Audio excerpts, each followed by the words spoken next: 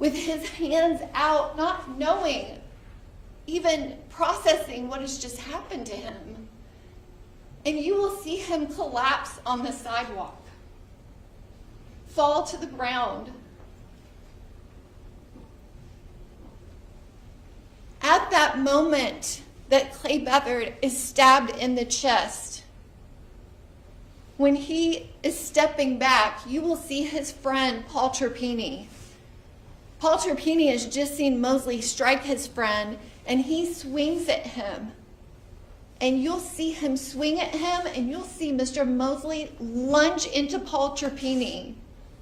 Lunge into him, and you'll see that Paul stops for a second and sinks down, and then he swings again at Mr. Mosley, and you'll see Mr. Mosley lunge at him again. Paul Trapeni he steps back and walks away, and you'll actually see him. He has his jacket, and he walks away like this. His shirt is already covered in blood because he has been stabbed in the middle of his chest. Stabbed in his left side and stabbed in the middle of his chest and his heart. You can see the blood before he even walks across the street. And you'll see Paul Trapeni walk across the street to that same area where Clay Beathard went, and you'll see him bend over. And you'll see him collapse there on the sidewalk. And then you'll see Michael Mosley calmly walk away, fixing his hair and calmly walking away, leaving Clay Beathard and Paul Trapeni to bleed to death on the sidewalk, knowing what he has done to them. Leaving AJ Bethurum with his hand to his eye, bleeding on the sidewalk. He will calmly walk away. You will hear from the medical examiner that did the autopsy of Clay Beathard and Paul Trapeni that stab to Clay Beathard, that it pierced his lung and his heart. That the stab to Paul Trapeni in the middle of his chest, that it pierced his heart, and that they both bled to death. And you will hear from all of those people that were outside. You'll hear from all 8 of the friends that were out there, and not one of them saw a knife. Not one of them even thought that what was happening could result in their 2 friends dying and another friend being stabbed in the eye. You'll hear from those people that they don't know anyone else in the group, the people by the SUV, because they run into it too. One of their friends is over there, and they go to help their friend, and not one of them saw a knife. You'll hear from J.C. Harper, Daniel Sevilla, Sergio Alvarado. None of them saw a knife. And not one of them felt that they were in danger, because this was supposed to be a fist fight. This was a punch. It was pushing. It was shoving. There's absolutely nothing about this that one person, Michael Mosley, knew. He was armed with a knife, and he stabbed them in the heart, in the chest.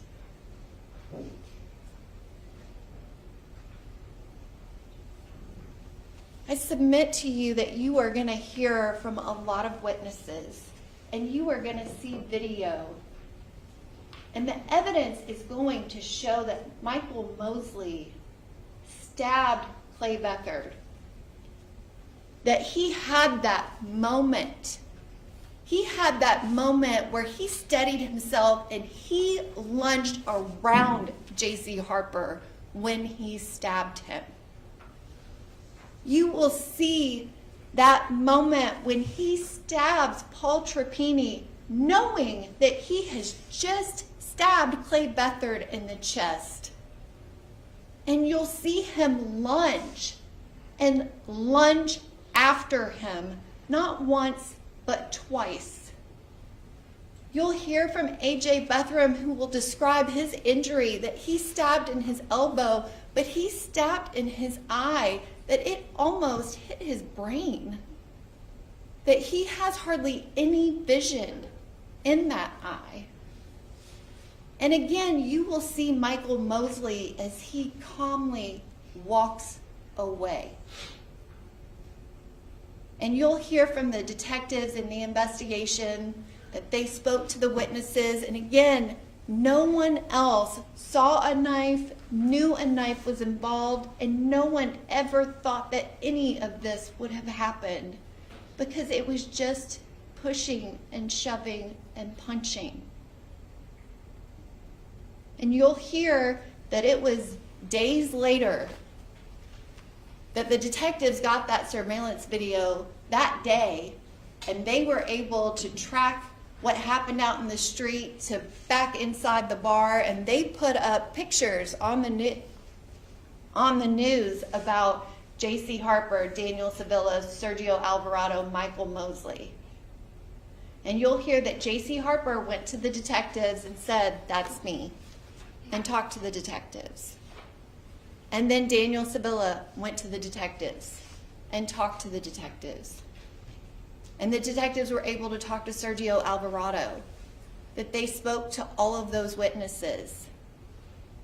And it wasn't until 4 days later, on Christmas Day, that they were able to find Michael Mosley, even though they had been searching hard. And they were able to charge him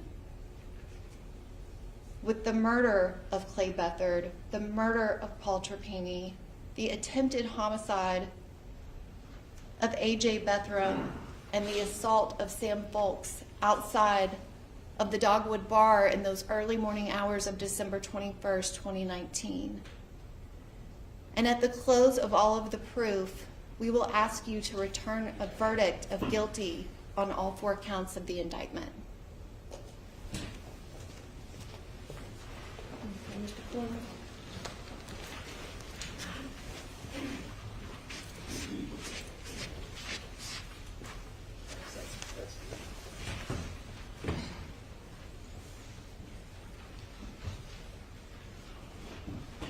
We've heard that Paul Trapeni III and Clayton Beathard were jokesters.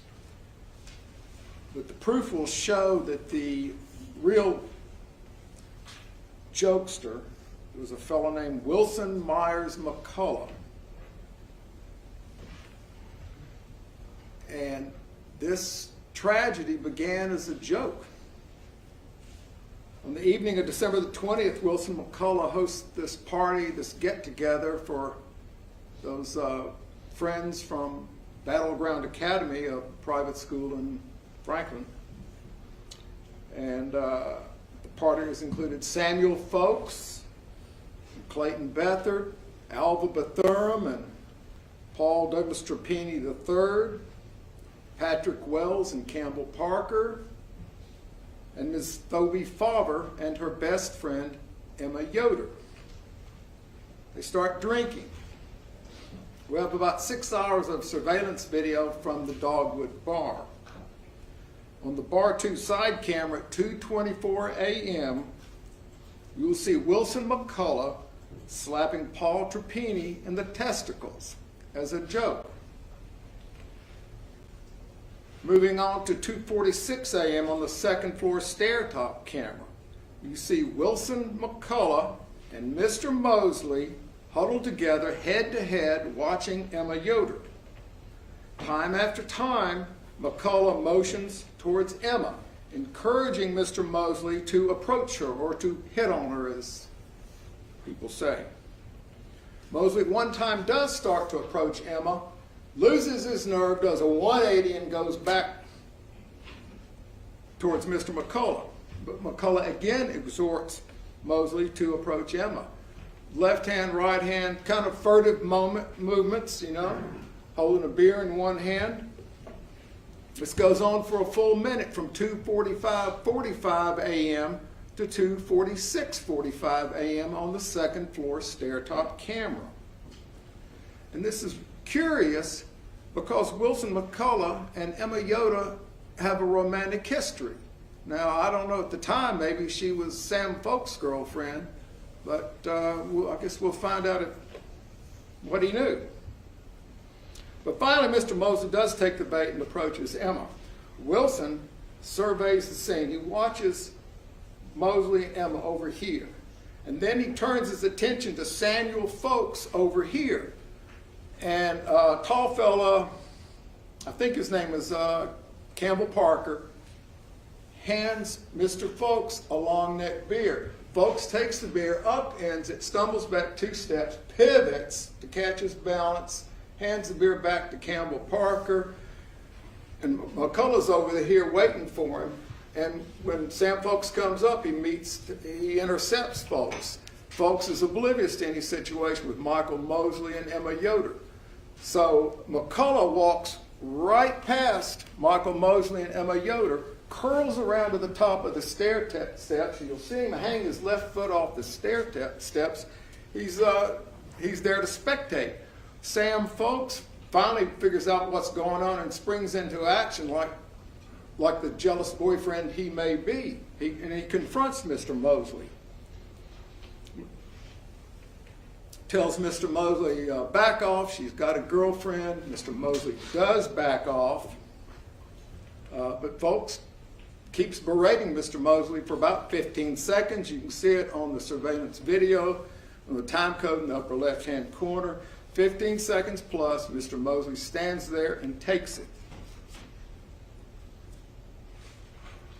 At that point, J.C. Harper does come back up the stairs. Mr. Mosley pulls her up, and she's his buddy girlfriend, pulls her up and lets these Battleground Academy people clear out. And we go to the bottom of the staircase, and we see Mr. Sevilla there looking up the stairs, waiting for his friends to come down, Mr. Mosley and J.C. Harper and Sergio Alvarado. McCullough, Beathard, and Trapeni pass by Mr. Sevilla, and they all motion up the stairs, so they recognize Mr. Sevilla in one fashion or another. And Mr. Beathard does a curious thing. He shakes his head left and moves his finger right, like telling him no. And we'll ask Mr. Sevilla what that meant.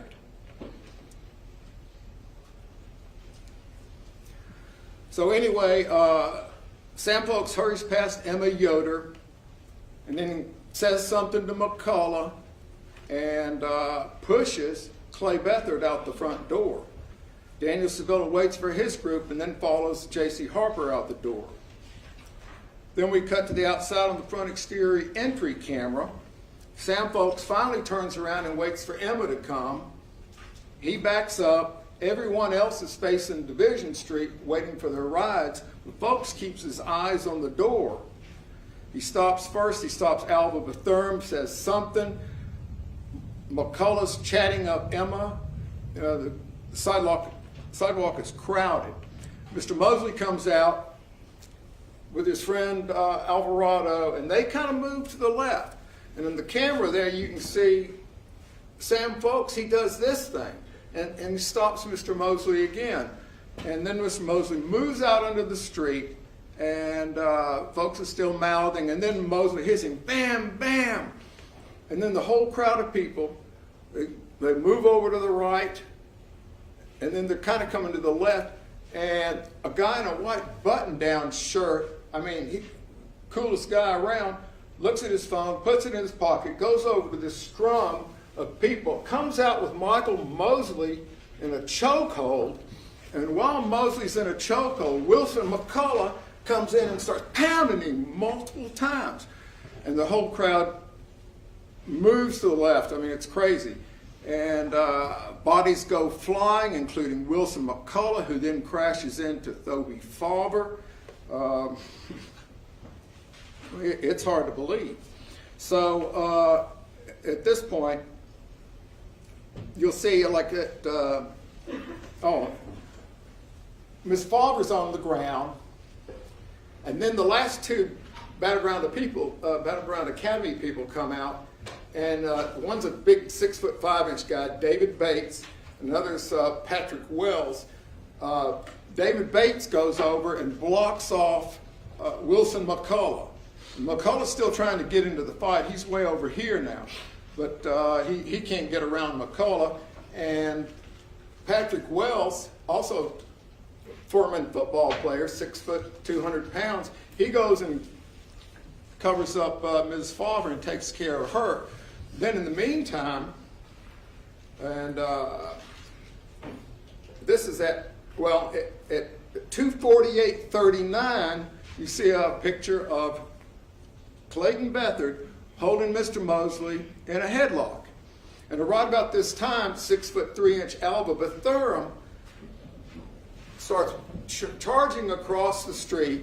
And then you get to 2:48:43, and Bethurum is pointing at Mr. Mosley and Sergio Alvarado. And that's on the front exterior entry camera and on the second floor west patio camera. Both cameras show both Beathard and Bethurum pointing at Mr. Mosley. So Beathard and Bethurum and the three men between them, including Paul Trapeni, advance on Sergio and Mosley in a pincer movement. Sergio and Mr. Mosley, they start working back this way towards their cars. And at that point, Mr. Bethurum, he pushes J.C. Harper out of the way and then lunges and throws a belt-tie punch. And at the meantime, you see Michael Mosley back up like 2 steps. He's looking over at, I guess it's Bethurum over that way. Mr. Beathard's out in the street there. Mosley has his hands at his side. He's looking to the left. Clay Beathard charges from the street, winds up and throws a devastating sucker punch. Mosley crumples to the grass on the other side of the far sidewalk. And then Mr. Trapeni runs in and standing over Mr. Mosley. And then a crazy thing, you got 2 wild cards, 2 Hispanic guys run from across the street and slam into Alva Bethurum's back, flattening him on the sidewalk. Don't know why. They're not related to the BGA people or Mr. Mosley.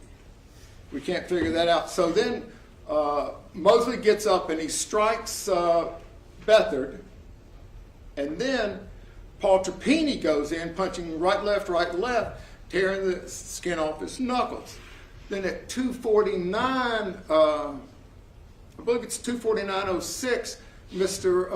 Beathard, he just jogs back across the street, followed seconds later by Mr. Trapeni. 2:49:10, you see in the camera that Mr. Mosley and his group walk single file out to go to their cars. They never see Beathard and Trapeni go down. They don't know how seriously they're injured, but they get in their cars and go away. This is in the wee hours of a Saturday morning. And later that day, the news reports 2 people deceased. Mr. Mosley contacts attorney Justin Johnson. Sunday afternoon, Johnson emails Detective Beavis, doesn't hear anything back, and telephones Detective Beavis the next day. Detective Beavis says he's busy. Attorney Johnson never hears back again from Detective Beavis. Wednesday morning, Christmas Day, Detective Beavis and a SWAT team arrest Mr. Mosley out in Williamson County. 4 days later, Sunday, December 29, Detective Beavis is out at Battleground Academy in their library interviewing those people. He interviews Wilson McCullough. asked specifically if McCullough witnessed any interactions between Mr. Mosley and anyone in the BGA group. I didn't see anything happen inside the bar, says McCullough. I didn't see anyone get approached. And you, ladies and gentlemen, will be the judge of the truthfulness of Wilson McCullough. Thank you. I'm going to have counsel approach for just a moment.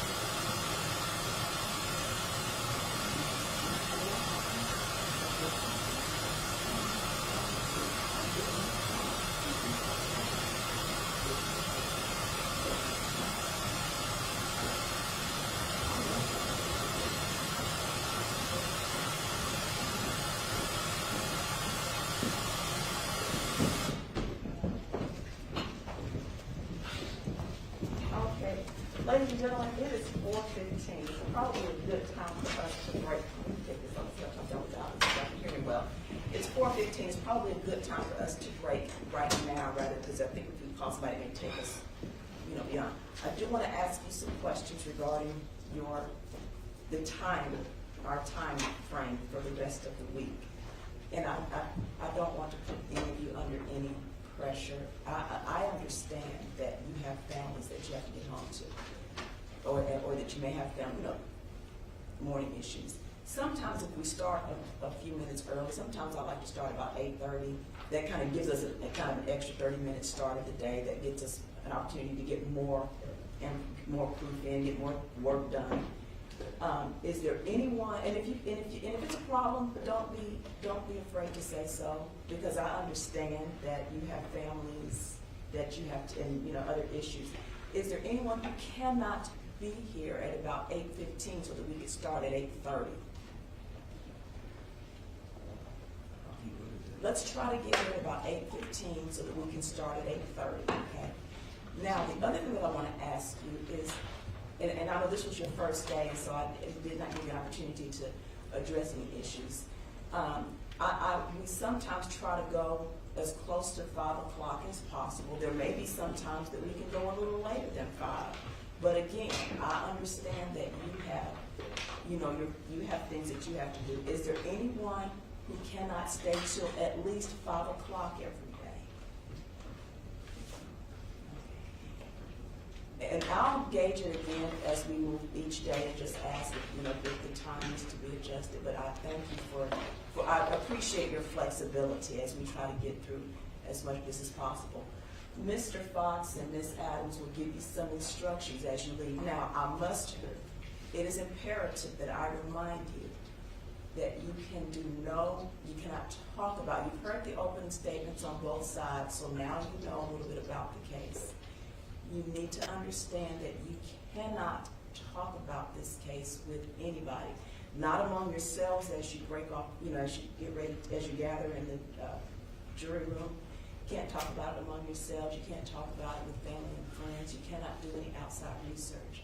As I've shared with you, and as you can probably tell, this case has garnered media attention. You're not captured, don't worry. But do not, I don't know, if you get those, you may want to see, if you get those push notifications on your phone, you may want to just for this week disable them. I couldn't tell you how to do that on the least when it comes to technology. But you may want to disable those push notifications because you cannot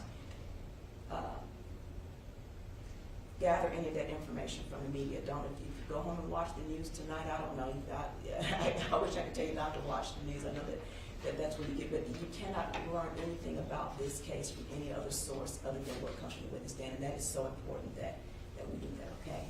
All right, thank you so much, Ms. All right.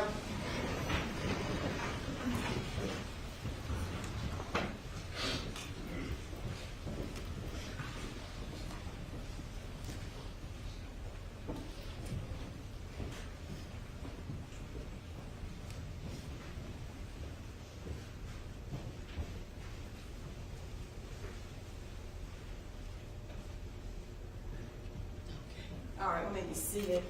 All right, before I address Mr. Alvarado, is there anything else I need to talk about with the state? Mr. Quillen? No, Your Honor. Okay, ask Mr. Alvarado to come in.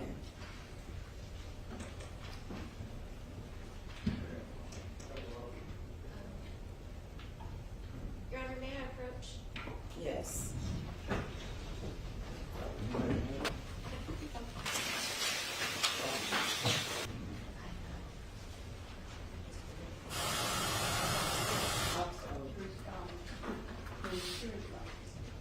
Oh, you went home? Okay. All right.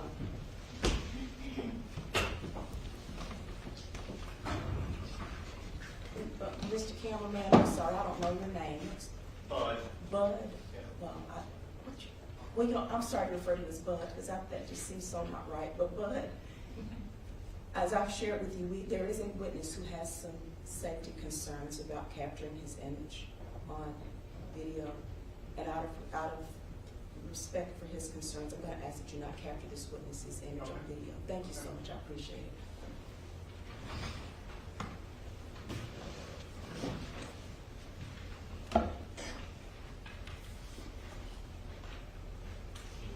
Come up to the podium, sir, right here, please. Thank you. Mr. Alvarado, we tried really hard to try to get through as much evidence as we could today, and unfortunately, we were not able to get to your testimony. You are still under subpoena. That is a court order for you to be here. Do you understand that? Yes, ma'am. Where will you be tomorrow morning at 8:30? Yeah.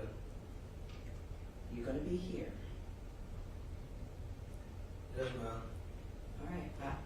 It is important that you understand that you must answer that subpoena, because I don't want to have to take the next measures, which I will do if I have to. You understand? Yes, ma'am. Okay. Any questions from the state? Mr. Quillen? No, Your Honor. Okay, we'll see. We're going to try to start at 8:30 in the morning, because the earlier we start, the more we can get through, okay? All right, thank you, sir.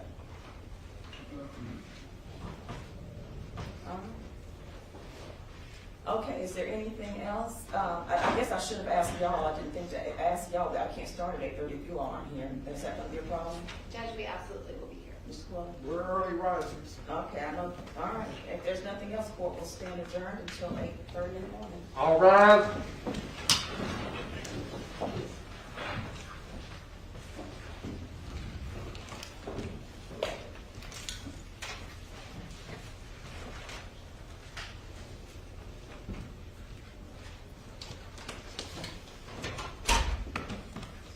Court stands adjourned to 8:30 Tuesday morning.